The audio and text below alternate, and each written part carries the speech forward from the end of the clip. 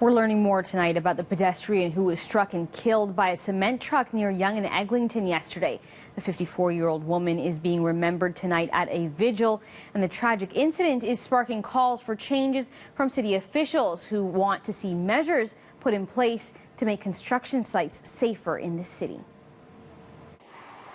It is really devastating. We don't want to believe it. I was driving home when I got the news, but I still don't believe it until I get the report from the policeman. It was really, we can't really accept it. Flowers and candles placed near the corner of Yonge and Erskine, where a 54-year-old woman was killed by a cement truck while crossing the street yesterday morning. Friends identifying her as Evangeline LaRosa, a caregiver for a family with children in the neighborhood. She leaves behind a sister and a church congregation who considered her family. We will remember her memories as a very dedicated volunteer at the church. She's a very good lead guitarist as a leader of the instrumentalist. And her memories will really stay with us because she's a very happy person. This is the tipping point in that the people in this area of the city have endured so much. Just up the street, area councillors holding a moment of silence, gathering in the wake of the horrifying incident to call for changes to the way construction sites in the area and across the city operate. This is really not a big surprise. We all saw this was coming. We forecasted this. We had multiple public meetings about this very issue, this very tragic outcome. Between the construction of the Crosstown LRT and a number of condo developments underway, Yonge and Eglinton has been a major construction zone for years.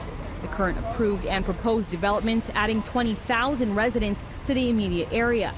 Councillors say trucks are rolling through residential streets on a regular basis, despite obvious signs prohibiting them. Enforcement is a major issue due to limited resources.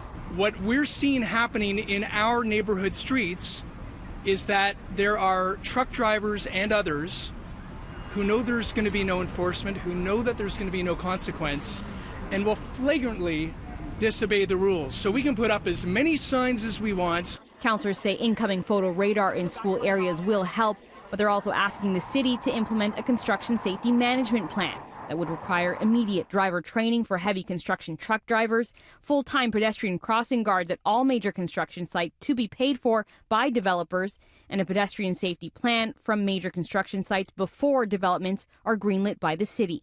We want a serious pause whereby we as councillors sit down with the developers, sit down with the mayor's office, sit down with city planning and transportation, and say we want these things done now, immediately. This place needs a real safety precautionary measures. I believe that the Lord will have some reason for her death, and our voices will be heard.